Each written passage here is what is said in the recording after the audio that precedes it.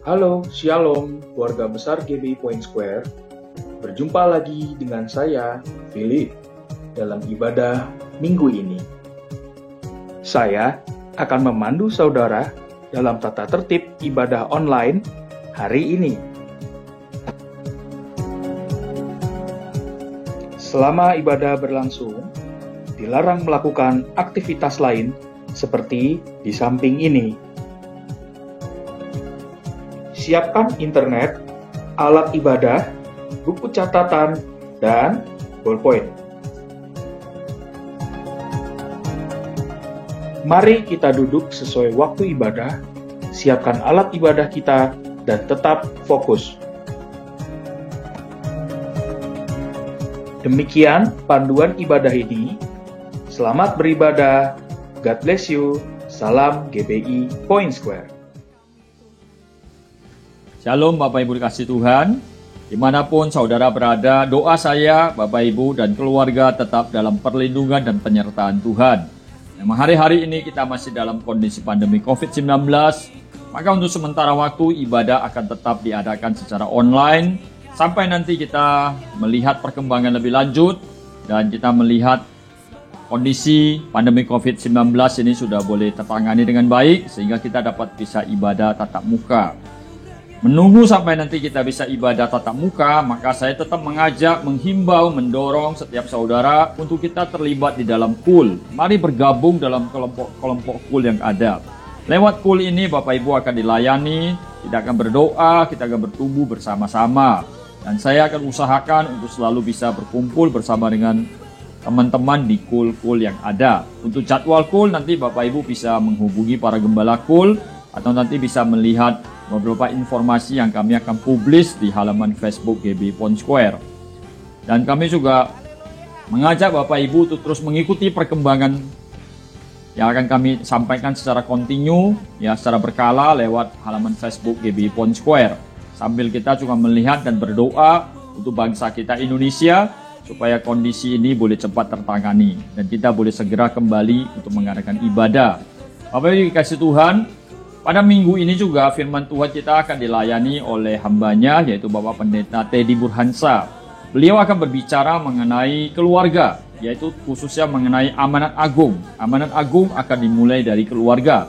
Saya percaya mari kita persiapkan hati, persiapkan diri kita, persiapkan keluarga kita untuk kita boleh bersama-sama mengikuti ibadah online ini. Dan saya percaya dimanapun kau berada, maka kuasa Tuhan, hadirat Tuhan akan hadir di tengah-tengah saudara. Nah, setelah ibadah ini selesai, kalau Bapak Ibu akan memberikan persembahan, Bapak Ibu dapat menyampaikannya melalui nomor rekening yang ada di layar kaca atau dengan cara men-scan QRIS yang ada di samping saya ini, sehingga Bapak Ibu bisa lebih mudah untuk menyampaikannya. Baik Bapak Ibu kasih Tuhan, mari saya ajak kita untuk bersahati, untuk kita berdoa, dan biarlah kita mohon anugerah Tuhan hadir di tengah-tengah keluarga kita.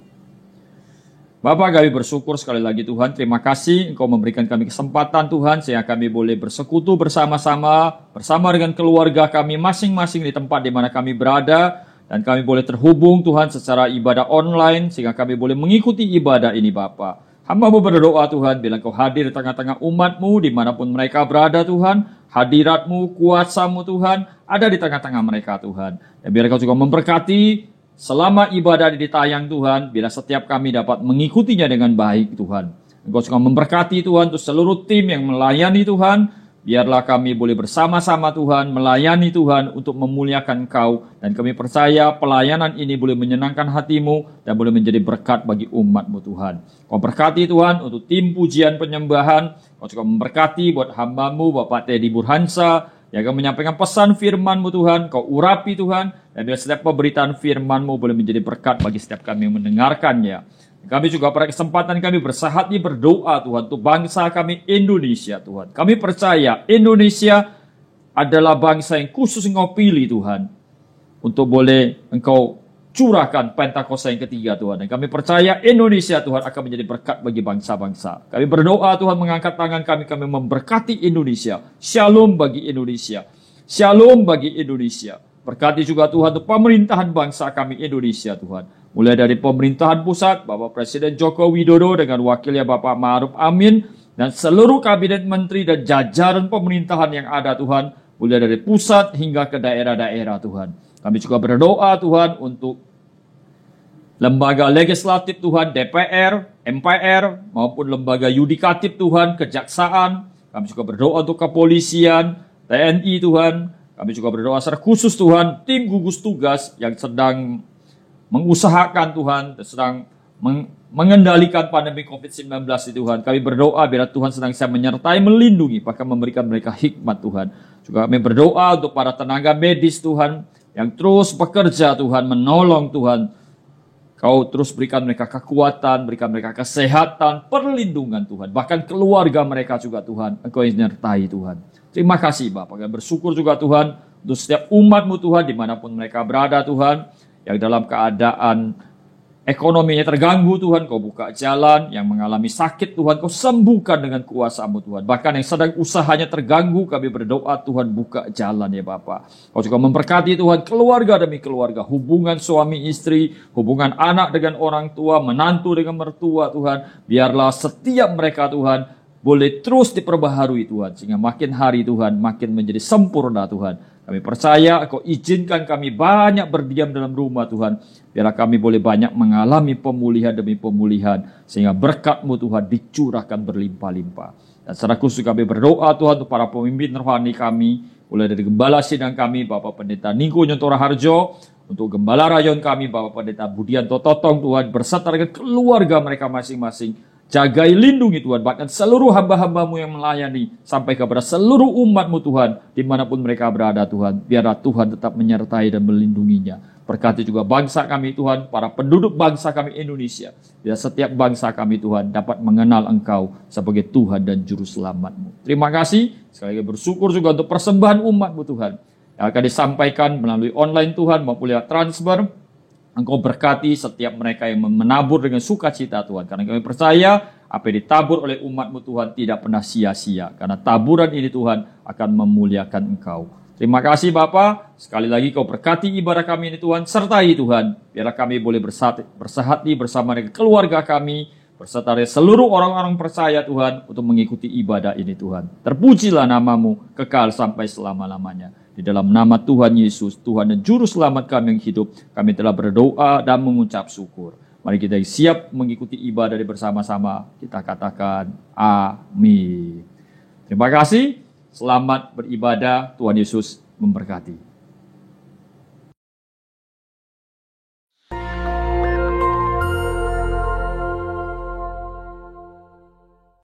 Shalom saudara, tema kali ini kita akan membahas tentang hidup dan cara kematian orang Kristen.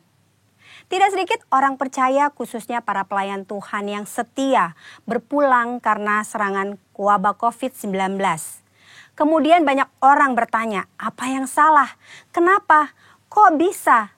Orang seringkali mengaitkan cara kematian seseorang dengan kehidupannya. Kematian adalah hal yang tidak terhindarkan dari kehidupan semua makhluk hidup di dunia termasuk manusia. Ada dua pandangan, yaitu yang pertama pandangan orang yang saleh pasti meninggal dengan cara terhormat, seperti mati dengan tenang, tidak menderita kesakitan, saat-saat terakhir dengan kondisi baik. Pandangan yang sebaliknya yaitu orang yang berdosa besar. Mereka meninggal dengan cara yang hina. Maksudnya matinya menderita, sendirian di saat-saat terakhir dan mengenaskan meninggal karena kecelakaan atau korban kriminal. Benarkah kedua pandangan tersebut? Tentu saja pandangan tersebut salah. Alkitab mencatat Tuhan Yesus sendiri diperhadapkan dengan pertanyaan dan situasi yang mirip. Dalam Lukas 13 ayat 1 sampai dengan 5 terjadi peristiwa matinya peziarah di Yerusalem yang dibunuh oleh Pilatus dan darahnya dicampur dengan korban darah yang akan dipersembahkan. Peristiwa yang kedua adalah orang-orang Galilea mati tertimpa menara dekat Siloam. Dua peristiwa ini membuat orang-orang bertanya, dosa besar apa yang telah dilakukan oleh kedua kelompok ini? Hingga mereka meninggal dengan cara yang mengenaskan. Saat itu juga Yesus menegur mereka bahwa hal itu terjadi bukan karena mereka lebih berdosa. Dosa dan kesalahan atau konsekuensi yang dibuat oleh manusia bisa saja mengakibatkan penderitaan dan mati dengan mengenaskan. Tetapi mengatakan semua orang yang mati dengan tidak enak dan mengenaskan adalah orang yang lebih berdosa, itu pendapat yang salah. Apalagi mengaitkan dengan kualitas kerohanian mereka. Tuhan Yesus mengajarkan di Lukas 13 ayat 1 sampai dengan 5. Yang pertama, cara mati seseorang tidak menunjukkan kualitas hidupnya. Mungkin saja orang yang berdosa bisa mati atau meninggal dengan cara yang tidak enak dan menderita. Tetapi bukan selalu bila seseorang meninggal dengan cara yang tidak enak, artinya pasti karena ada dosa besar yang dilakukan. Jangan mengaitkan cara kematian seseorang dengan kualitas hidupnya. Yesus berkata dengan tegas, jikalau tidak bertobat bisa binasa dengan cara yang tidak enak, bahkan menderita untuk selama-lamanya. Yesus menekankan bahwa penting diperhatikan adalah pertobatan, bukan cara meninggal seseorang. Yang kedua, kualitas hidup seseorang akan berkonsekuensi pada kekekalan. Selain pertobatan, hal yang sama penting adalah menghasilkan buah-buah dalam hidup. Perhatikan perumpamaan pemilik kebun anggur dalam Lukas 13 ayat 6 sampai dengan 9. Si pemilik kebun anggur mengetahui bahwa ada pohon anggur yang tidak berbuah dan ia memberi perintah untuk ditebang. Namun si pengelola kebun meminta kesempatan untuk pohon itu dibiarkan hidup. Dan jika sudah diberi kesempatan masih tidak berbuah, pohon itu segera ditebang. Maksudnya adalah kita masih hidup. Artinya kita diberi kesempatan untuk mengalami pertobatan dan menghasilkan buah. Jika tidak, kita akan dibinasakan. Waktu yang Tuhan berikan harus kita responi dengan pertobatan dan berbuah. Saudara, jangan salah fokus dengan mempertanyakan bagaimana cara seseorang meninggal. Sebaiknya kita meresponi kesempatan hidup yang Tuhan berikan.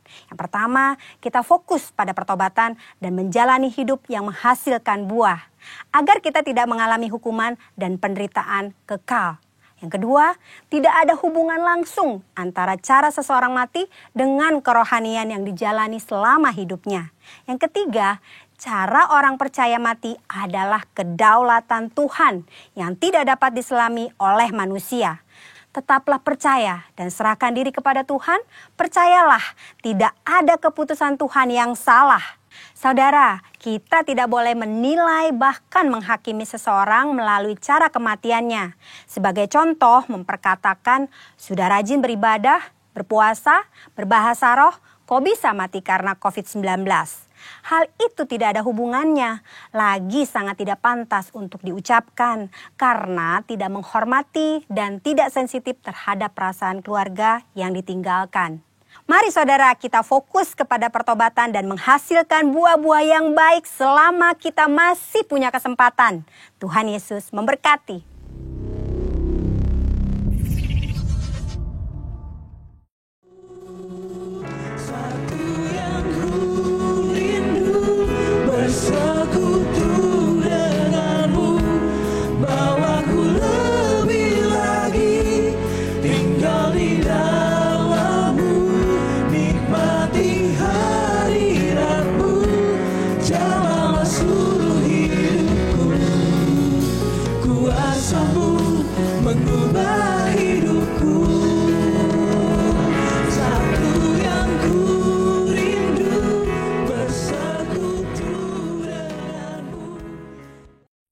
Shalom Bapak Ibu, Saudara-saudari terkasih di dalam Tuhan.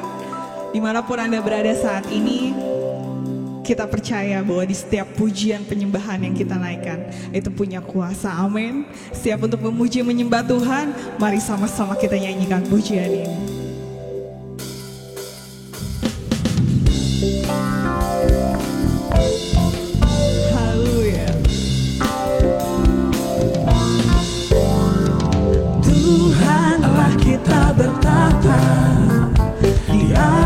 Pujian umatnya, Tuhan Allah kita bertata di atas pujian umatnya. Bila Allah hadir di tengah kita, kuasanya mengalir dengan dahsyatnya. Ada kuasa dalam pujian, bernyanyilah segenap hati dan jiwa. Sebab ada kuasa dalam pujian yang sanggup membungkam kekuatan lawan. Tuhan Allah kita bertata di atas pujian umatnya. Haleluya. Tuhan Allah kita bertata di atas pujian umatnya. Bila Allah hadir di tengah kita, kuasanya mengalir dengan dahsyatnya. Ada kuasa dalam pujian, bernyanyilah segenap hati dan jiwa. Sebab ada kuasa dalam pujian yang sanggup mengubah kekuatan lawan. Ada kuasa dalam pujian, bernyanyilah segenap hati dan jiwa. Sebab ada kuasa dalam pujian yang sanggup membungkam kekuatan lawan. Yang sanggup membungkamkan, yang sanggup membungkamkan, yang sanggup membungkam kekuatan lawan. Ada kuasa, haleluya, haleluya, haleluya. Bahwa di setiap pujian kita ada kuasa Tuhan mengalir untuk memulihkan keadaan kita. Mari sama-sama Bapak Ibu Saudara-saudari, kita siapkan hati kita. Kita mau datang masuk dalam hadirat Tuhan, kita mau menyembah Dia.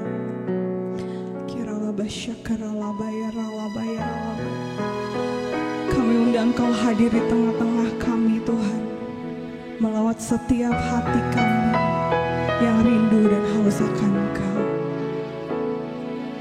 Haleluya Tuhan.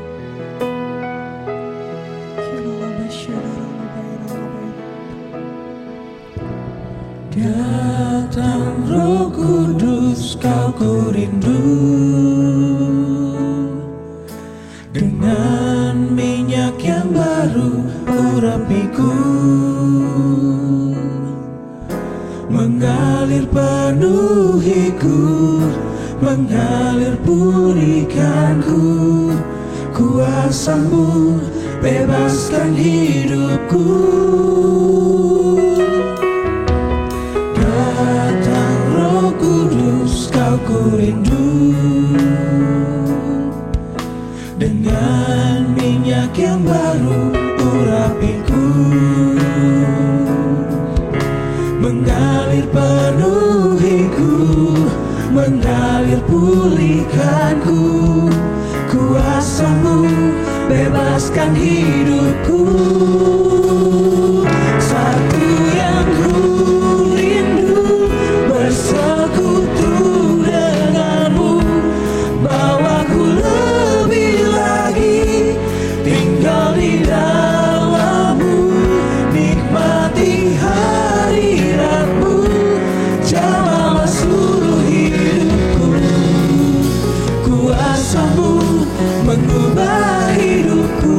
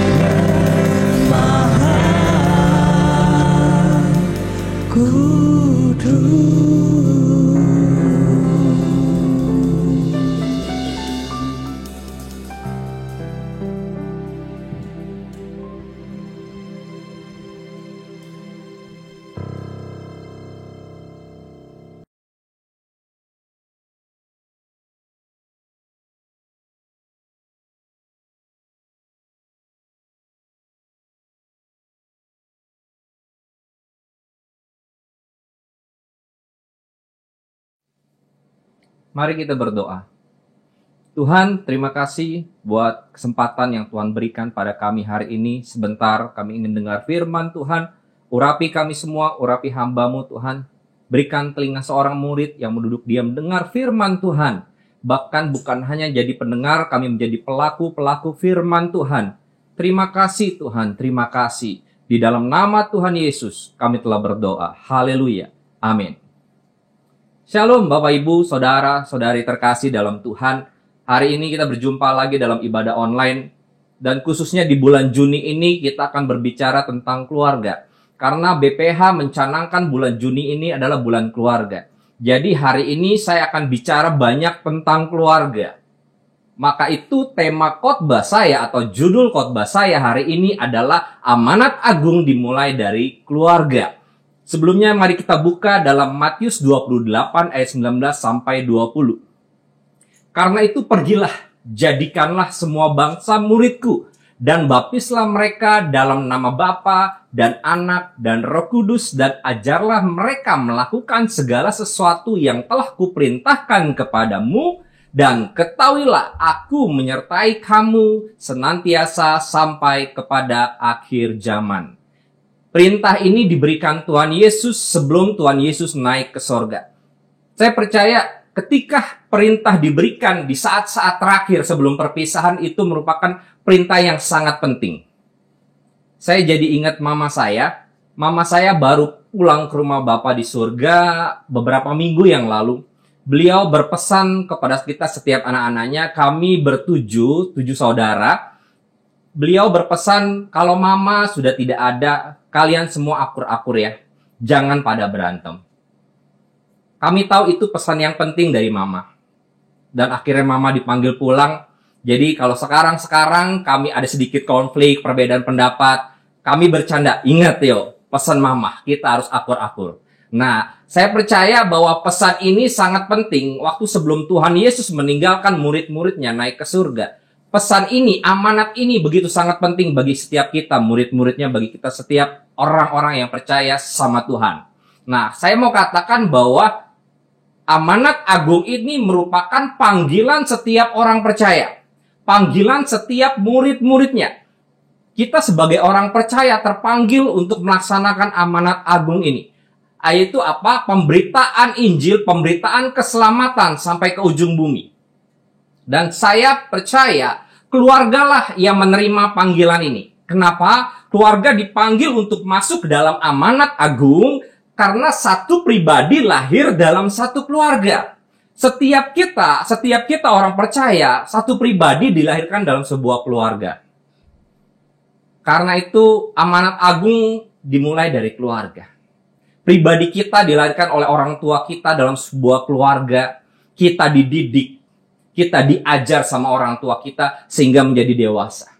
Karena itu keluarga merupakan tempat menanamkan kebenaran-kebenaran yang alkitabiah kepada anak-anak.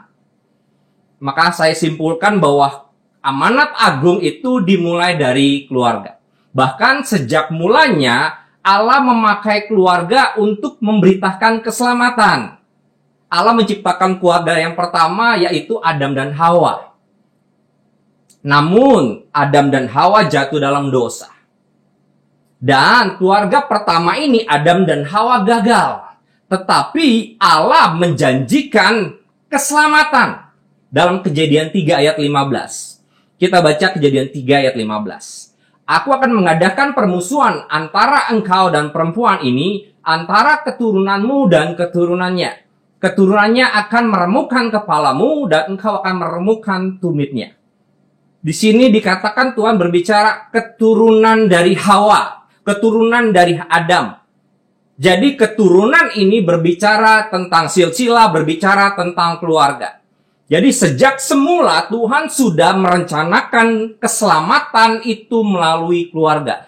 Tuhan pakai keluarga menjadi pemberita keselamatan. Wow. Contohnya lagi, Allah memakai setiap institusi keluarga. Keluarga Nuh. Tuhan katakan, Nuh, kamu dan seisi rumahmu, keluargamu, ayo naik ke dalam bahtera. Keluarga Abraham, Ishak dan Yakub berbicara tentang 3 generasi, berbicara tentang keluarga. Musa, bahkan keluarga yang kudus dalam perjanjian baru. Tuhan Yesus lahir di dalam sebuah keluarga. Jadi saudara, keluarga dipakai Tuhan untuk merealisasikan janji keselamatan itu. Haleluya. Itu kabar yang luar biasa. Allah rindu memakai keluarga untuk menyelesaikan amanat agung. Saya percaya ini sudah akhir zaman, di mana pemberitaan Injil harus disebarluaskan sampai ke ujung bumi.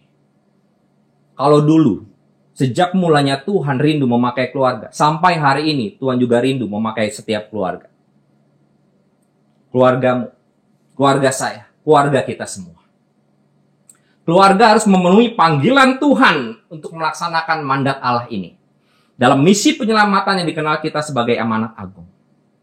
Setiap keluarga kita harus hidup dalam panggilan ini. Karena ini sekali lagi panggilan buat kita setiap orang yang percaya. Masalahnya, bagaimana keluarga kita dapat ikut berperan dalam menyelesaikan amanat agung ini? Kita akan belajar 3 hal. Oke, yang pertama, keluarga yang hidup dalam visi dan tujuan Allah. Kita tidak mungkin bisa menyelesaikan amanat agung kalau keluarga kita tidak hidup dalam visi dan tujuan Allah yang sudah Allah tetapkan buat keluarga dan pernikahan. Banyak keluarga, banyak pernikahan yang hancur karena kenapa? Mereka tidak tahu visi, mereka tidak tahu tujuan. Kenapa Tuhan ciptakan keluarga, kenapa Tuhan ciptakan pernikahan? Kita akan belajar, kenapa sih Allah menciptakan keluarga, apa visi dan tujuan Tuhan menciptakan keluarga dan pernikahan. Yang pertama, sebagai mitra kerja Allah dalam melaksanakan mandat Allah. Wow, artinya gini, setiap keluarga, setiap kita dipanggil Tuhan sebagai mitra kerjanya Tuhan. Contoh, kalau Pak Presiden Jokowi dan Istana Negara telepon kita. Pak Teddy, saya Pak Jokowi, saya ingin bermitra kerja dengan Anda. Nah, bagaimana kira-kira perasaan Anda? Tentu respon kita sangat senang, excited. Wah, siapa?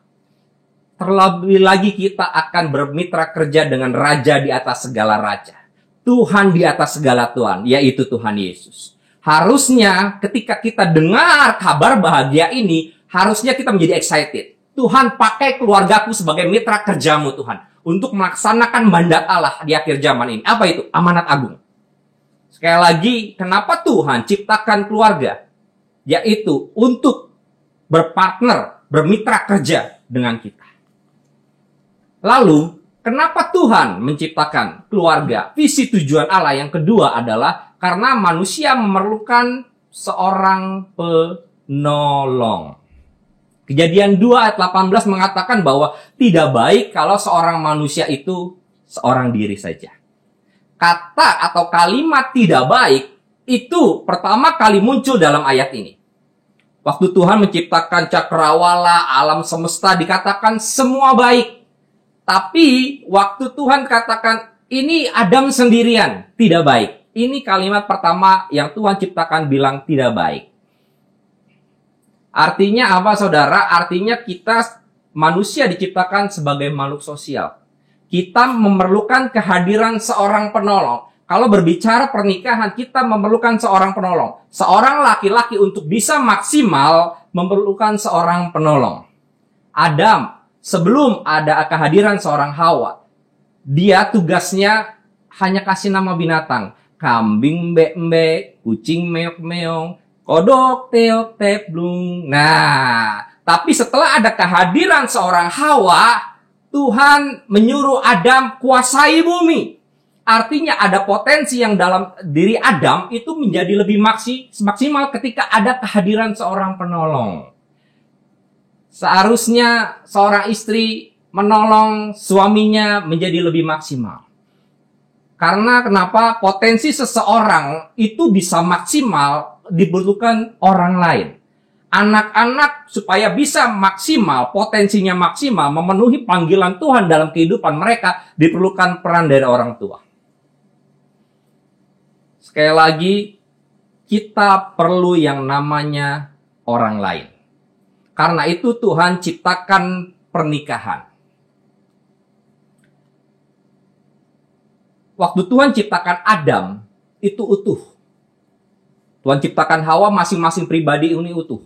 Tapi ada berkat yang hanya bisa diperoleh ketika mereka berpasangan.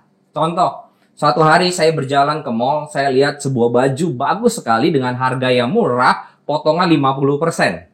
Saya datangin, saya mau beli, waktu saya mau beli, lalu mbaknya bilang begini, "Pak, maaf, potongan harga 50% ini hanya bisa didapatkan kalau Bapak juga beli dengan celananya." Jadi ada berkat secara berpasangan yang hanya bisa diperoleh kalau kita berpasangan. Kalau kita masuk ke dalam dunia pernikahan dan keluarga. Karena saya yakin gini, karena pernikahan keluarga ini idenya Tuhan, itu akan membuat diri kita akan jadi lebih baik. Harusnya pernikahan Kristen, keluarga Kristen membuat kita jadi lebih maksimal. Harusnya membuat diri kita jadi lebih baik. Karena itu jadilah suami semakin hari semakin lebih baik. Jadilah istri semakin hari jadi lebih baik. Jadi orang tua makin hari makin lebih baik. Jadi seorang anak makin hari jadi lebih baik. Atau jangan-jangan istri kita malah merindukan diri kita yang dulu. No, dalam pernikahan Kristen harusnya kita terus jadi pribadi yang lebih baik. Karena pernikahan itu idenya Tuhan. Ya, karena kehadiran seorang penolong, kehadiran seseorang di sekeliling kita dalam keluarga membuat diri kita jadi lebih baik. Oke, selanjutnya, kenapa sih Tuhan ciptakan keluarga? Apa visi dan tujuan Tuhan selanjutnya? Yaitu yang ketiga sebagai wadah pembentukan karakter ilahi. Karena tujuan kekristenan itu menjadi serupa sama Tuhan. Ya, bukan sekedar kita masuk surga. Saya percaya orang yang serupa dengan Tuhan itu pasti masuk surga. Nah, untuk mencapai tujuan ini serupa dengan Tuhan, keluargalah yang menjadi wadah tempat pembentukan, tempat proses itu supaya apa? Karakter kita ini terbentuk sama seperti karakter Tuhan. Prinsipnya besi menajamkan besi. Manusia menajamkan sesamanya. Waktu besi menajamkan besi, posisinya kira-kira jauh atau dekat? Dekat atau dekat banget? Pasti dekat banget. Nah, orang yang paling berpotensi menyakiti hati kita adalah orang-orang yang terdekat dengan kita. Nah, waktu terjadi gesekan antara suami istri, antara orang tua dengan anak, ingat, ini sedang memproses karakter saya supaya saya makin dewasa seperti Tuhan. Karena itu jangan takut dengan namanya gesekan, dengan konflik.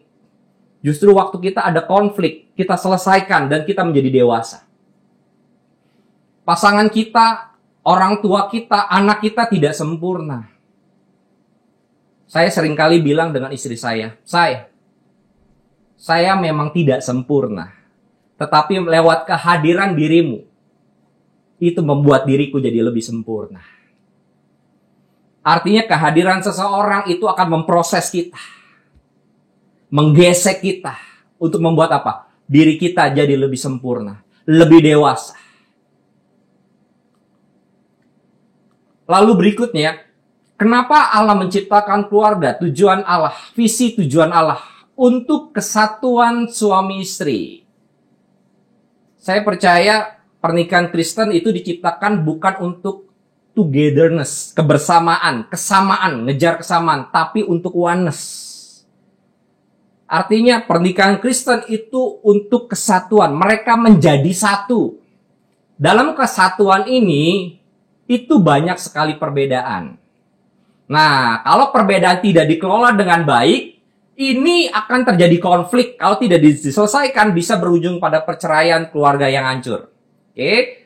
Kalau kita dulu waktu pranikah cenderung cari persamaan, betul ya? Wah, kamu hobinya apa? Aku hobinya jalan-jalan. Wah, kita sama dong jalan-jalan. Wah, jadian yuk, jadian. Wah, jadian.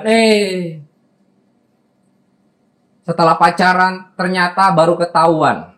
Yang satu ternyata suka jalan-jalannya ke pantai, satu suka ke gunung. Ya, beda. Tapi dalam pranikah biasanya perbedaan ini cenderung bisa saling memahami.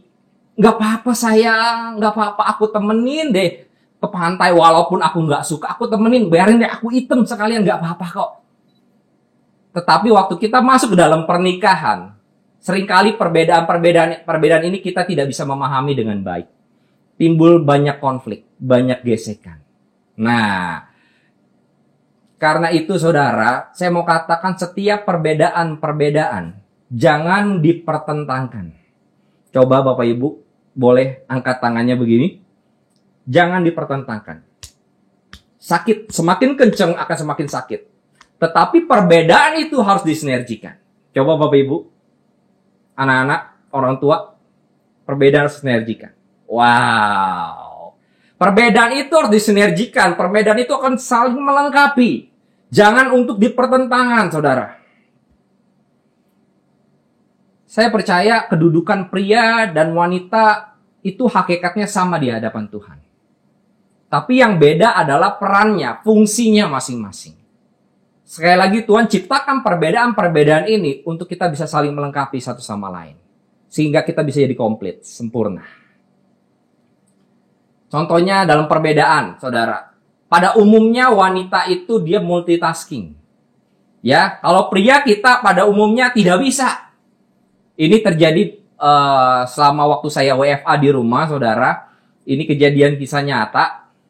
Saya lagi kerja pakai laptop, tiba-tiba istri saya taruh anak saya yang umur 8 bulan untuk jagain anak saya. Dikatakan, saya tolong jagain dulu dong. Saya mau masak. Oh, saya bilang, iya. Saya sambil kerja, dan anak saya main di kasur. Tiba-tiba, saudara, bunyi, prutak. Waduh, anak saya jatuh, saudara, ternyata. Kenapa? Karena saya tidak multitasking. Kalau pria udah mengerjakan satu pekerjaan, dia akan fokus. Tapi beda dengan istri saya. Waktu dia makan, dia bisa sambil gendong anak saya. Bukan hanya itu, sambil dia nonton, sambil dia makan, dia bisa jagain anak, dia bisa sambil terima telepon, bahkan dia bisa sambil nonton sinetron. Waktu saya tanya, apa sih cerita sinetron? Dia bisa tahu, saudara. Karena itulah, pada umumnya wanita itu multitasking. Nah, perbedaan-perbedaan ini jangan dipertentangkan. Tapi harus disinergikan, saling melengkapi satu sama lain. Bahkan anak-anak kita berbeda karakternya, Bapak Ibu. Sebagai orang tua, kita harus tahu perbedaan-perbedaan karakter setiap anak kita. Jangan pernah membandingkan anak-anak kita dengan satu dengan yang lain, atau apalagi dengan anak tetangga. Karena setiap anak berbeda karakternya, berbeda tujuan hidupnya. Oke. Lalu berikutnya, kenapa Allah menciptakan keluarga? Sebagai pusat kesaksian dan pemuritan. Nah, Tuhan rindu setiap keluarga itu menjadi saksi Tuhan. Sehingga masyarakat, keluarga yang lain melihat, wow, ada Tuhan dalam keluarga kita. Bahkan dikatakan Tuhan rindu keluarga ini menjadi pusat pemuritan. Nah, di sini pentingnya peran orang tua dalam mendidik anak. Kita memuridkan anak-anak kita memuridkan generasi di bawah kita ajarkan kebenaran firman Tuhan. Karena tadi saya katakan bahwa setiap pribadi itu dilahirkan di keluarga. Pentingnya peran orang tua. Karena tanggung jawab utama dalam mendidik anak adalah orang tua. Gereja, sekolah itu hanya perpanjangan tangan. Tuhan rindu memakai keluarga sebagai pusat kesaksian dan pemuritan. Oke, lalu poin yang berikutnya, poin yang kedua. Keluarga yang menjalankan perannya. Tadi yang pertama, keluarga yang tahu, yang hidup dalam visi dan tujuan Allah. Yang kedua adalah keluarga yang menjalankan perannya masing-masing. Ketika Allah menciptakan keluarga, Ia juga memberikan peran kepada setiap anggota. Setiap anggota keluarga memiliki peran yang berbeda-beda. Hai, istri, tunduklah kepada suamimu, bukan tanduk. Hai, suami-suami, kasihilah istrimu. Hai, anak-anak, hormatilah orang tuamu. Ada peran-peran yang berbeda. Nah, sama seperti sebuah perusahaan, saudara, ada peran-peran yang berbeda. Ada yang jadi pemimpin, ada staff, ada yang lain-lain, tapi bertujuan sama. Dalam keluarga juga begitu. Kita memiliki peran yang berbeda, tapi tujuan kita sama, visi kita sama. Nah, kita akan belajar sedikit, saudara, mengenai peran-peran antara suami, istri, dan anak. Tapi diperlukan usaha dari semua pihak untuk menjalankan perannya masing-masing. Tidak bisa sendirian. Tidak bisa suami sendiri, anak sendiri, istri sendiri. Tidak. Karena kenapa? Karena untuk menghancurkan sebuah pernikahan atau keluarga itu diperlukan satu pihak aja yang nggak benar. Tapi untuk membangun keluarga yang kuat, keluarga yang dipakai Tuhan, diperlukan semua pihak. Baik dari suami, istri, orang tua, dan anak. Karena membangun rumah tangga tidak semudah membangun tangga rumah. Kalau kita bangun tangga rumah, hanya diperlukan waktu sehari, 2 hari. Paling lama mungkin seminggu. Tapi membangun rumah tangga diperlukan waktu yang terus-menerus seumur hidup. Waktu bangun tangga rumah kita tidak bisa, kita bisa suruh orang lain mewakilkan. Tapi membangun rumah tangga kita tidak bisa suruh gembala kita mewakilkan. Kita tidak bisa suruh orang lain untuk mewakilkan. Tapi perlu kita semua, peran dari kita semua melaksanakan perannya, tanggung jawabnya masing-masing. Bersama-sama. Sekali lagi tidak bisa sendiri. Untuk membangun keluarga yang kokoh, yang dipakai Tuhan, menyelesaikan amanat agung, diperlukan usaha dari semua pihak. Jangan saling menuntut. Papa duluan dong yang jalanin perannya. Gimana mama bisa tunduk kalau papa nggak mengasihi? Lalu yang suami juga nggak kalah. Mama dulu yang harus tunduk. Gimana papa bisa mengasihi? No. Stop saling menuntut. Mungkin yang anak, papa mama dulu dong yang sayang sama aku. Gimana aku bisa hormat? Hari ini kita belajar. Yuk stop saling menuntut. Kita mulai sama-sama. Melaksanakan peran kita, tanggung jawab kita sama-sama. Kita berusaha sama-sama. Sekali katakan sama-sama. Oke. Kita lihat sekarang peran dari suami itu apa sih? Peran suami itu adalah dia sebagai imam, nabi, dan raja.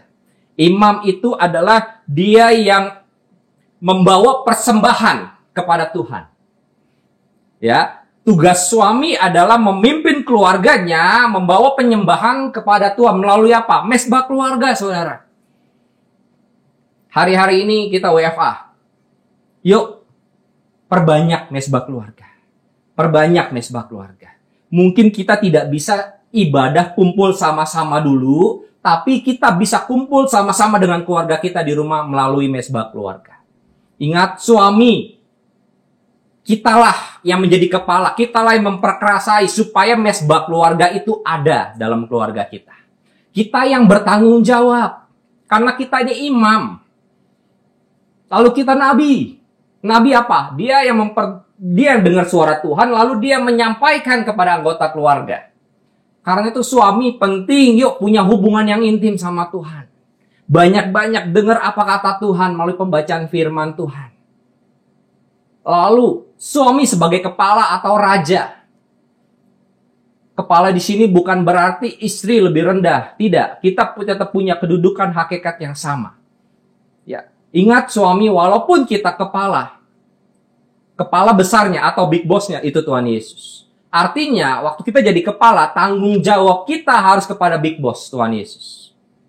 Karena istri-istri, kalau suami Anda nggak benar, lapor sama big boss. Oke? Anda yang menjadi kepala, Anda yang menjadi bertanggung jawab atas keluarga Anda. Baik secara rohani, ekonomi, dan kita lihat peran dari istri sekarang. Suami waktu dia menjadi kepala, dia tidak sendirian. Diperlukan seorang istri yang jadi penolong. Dia menolong suaminya. Kehadiran seorang istri menolong suaminya menjadi lebih maksimal.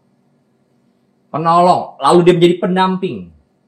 Mungkin Anda, para istri, tidak bisa mendampingi suami Anda 24 jam secara fisik terus-menerus. Tapi Anda bisa mendampingi suami Anda melalui doa.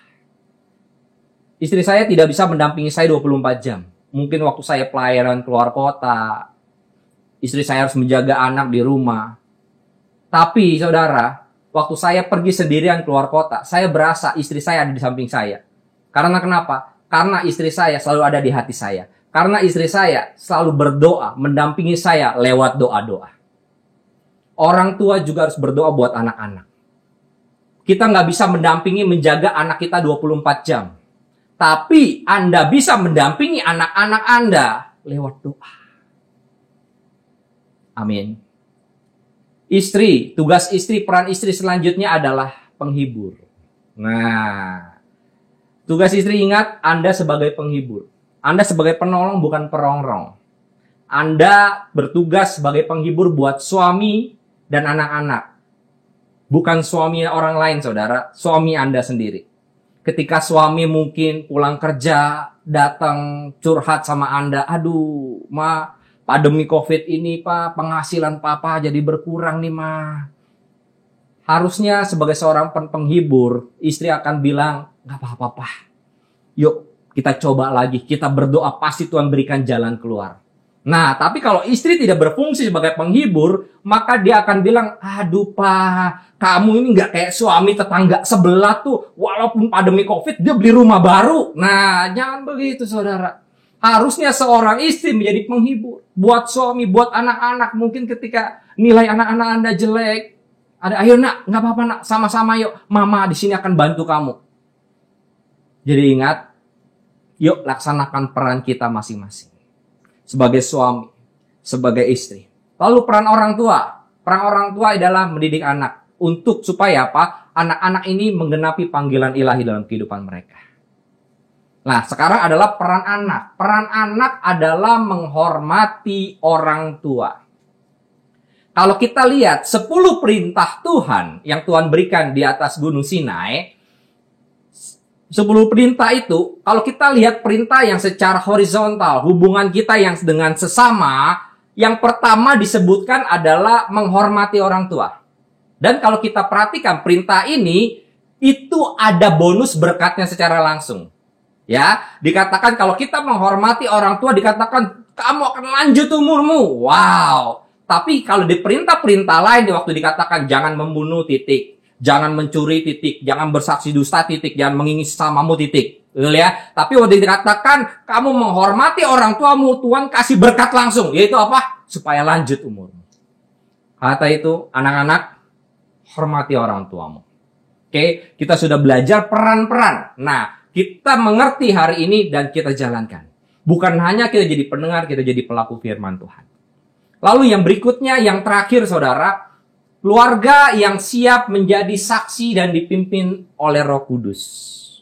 Yang pertama tadi, bagaimana kita bisa menyelesaikan amanat agung. Yang pertama, keluarga kita harus hidup dalam visi dan tujuan Allah. Yang kedua, keluarga kita harus menjalankan perannya. Yang ketiga, keluarga yang siap menjadi saksi dan dipimpin sama Roh Kudus. Saya percaya ini adalah akhir zaman di mana Tuhan mencurahkan Roh Kudus-Nya yang terbesar dan terakhir di akhir zaman ini. Tuhan rindu pakai setiap keluarga. Yo, hari-hari ini hidup dipenuhi oleh Roh Kudus. Bukan hanya sekedar dipenuhi, tapi kita juga harus hidup dipimpin sama Roh Kudus. Dimulai dari apa? Keintiman kita sama Roh Kudus. Bangun saat teduh kita. Bangun mesbah keluarga kita. Lalu kita hidup dipimpin sama Roh Kudus. Setiap hari, setiap saat kita hidup dipimpin sama Roh Kudus. Jadi suami yang hidup dipimpin sama Roh Kudus, jadi istri yang hidup dipimpin sama Roh Kudus, jadi orang tua yang hidup dipimpin sama Roh Kudus, jadilah anak yang dipimpin sama Roh Kudus. Anak-anak muda, jaga kekudusan. Saya percaya anak-anak muda ini juga akan dipakai Tuhan luar biasa di akhir zaman ini. Tapi ingat, ada iblis yang coba menghancurkan setiap anak-anak muda. Banyak anak-anak muda yang hidup dalam free sex, dalam narkoba. Yuk, hari-hari anak-anak muda, banyak hidup dipimpin sama Roh Kudus. Hidup dalam kekudusan. Kalian yang berpacaran, jaga kekudusan. Jangan pacaran berduaan. Ingat, kata nenek itu berbahaya. Kakek pun setuju. Karena kalau kalian sudah pacaran berduaan, nanti akhir jadi kejadian. Hamil di luar nikah. Kalau nggak bertobat, bisa keluaran. Punya anak di luar nikah. Kalau nggak bertobat juga jadi bilangan. Sekali, 2 kali. Nggak bertobat juga jadi ulangan. Diulang-ulang. Nah ya, hari ini saya mau katakan, jadilah anak-anak muda yang dipimpin oleh Roh Kudus. Yang hidup dalam kekudusan. Amin. Oke. Sebelum saya tutup firman Tuhan pada hari ini, saya rindu, yuk luangkan waktu sebentar. Orang tua mendoakan anaknya. Dan anak-anak mendoakan orang tuanya. Yuk, saya kasih waktu beberapa menit, sedikit sebentar ke depan, kita berdoa buat orang tua kita terlebih dahulu. Yuk, kita berdoa. Tuhan, terima kasih Tuhan. Ayo berdoa Tuhan. Bagi setiap orang tua kami dimanapun mereka berada saat ini Tuhan. Berkati mereka Tuhan. Berikan hikmat-Mu atas orang tua kami terkasih. Terima kasih mereka boleh merawat, mendidik kami Tuhan. Terima kasih pakai mereka Tuhan. Berkati orang tua kami Tuhan. Terima kasih Tuhan. Turunkan berkat-Mu atas orang tua kami. Terima kasih. Kalau ada orang tua di sampingmu, kalian boleh peluk. Kalian boleh bilang, I love you ma, I love you pa. Terima kasih. Yuk. Orang tua berdoa buat anak. Tuhan berkati anak-anak kami Tuhan. Tuhan berkati anak-anak kami. Supaya anak-anak kami memenuhi panggilan Tuhan dalam kehidupan mereka. Tuhan berkati Tuhan. Seperti anak panah di tangan pahlawan Tuhan. Kau berkati Tuhan anak kami. Berikan hikmat-Mu. Mereka yang sekolah berikan kepintaran Tuhan. Terima kasih. Orang tua yang bersama dengan anak-anak boleh peluk anak-anak-Mu. Saya percaya hari ini pemulihan atas setiap keluarga terjadi.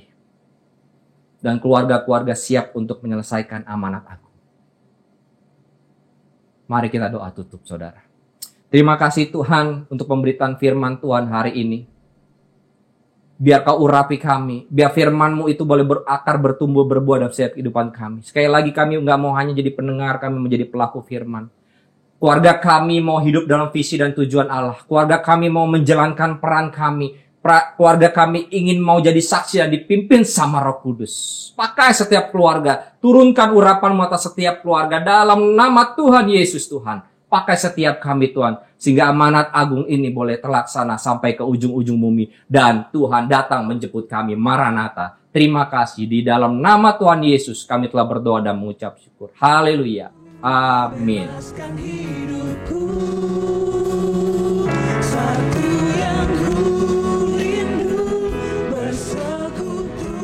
Mari Bapak Ibu dikasih Tuhan, kita akan mengakhiri ibadah ini. Mari kita angkat tangan kita bersama-sama dan terimalah berkat dari Tuhan. Tuhan memberkatimu dan melindungimu. Tuhan menyinari engkau dengan wajah-Nya dan memberikan kau kasih karunia. Tuhan menghadapkan wajah-Nya kepadamu dan memberikan kau damai sejahtera. Orang-orang yang sangat dikasihi Tuhan, para murid-murid Kristus, terimalah berkat pengurapan kuasa, berkat dimensi yang baru yang datang dari Bapa di sorga, kasih daripada Tuhan Yesus, kuasa dan pengurapan daripada Allah Roh Kudus pada saat tercurah menyertaimu, memberkatimu, dan menjadikan kau saksi-saksi Kristus untuk menyelesaikan amanat agung dengan kuasa Pantekosta ketiga, mulai saat ini sampai Maranatha, Tuhan Yesus datang kembali untuk menjemput setiap kita di awan-awan permai. Mari setiap kita yang percaya dan terima berkat Tuhan, sama-sama katakan, amin. Sampai ketemu, Tuhan Yesus memberkati saudara berlimpah-limpah-limpah. Bebaskan hidupku.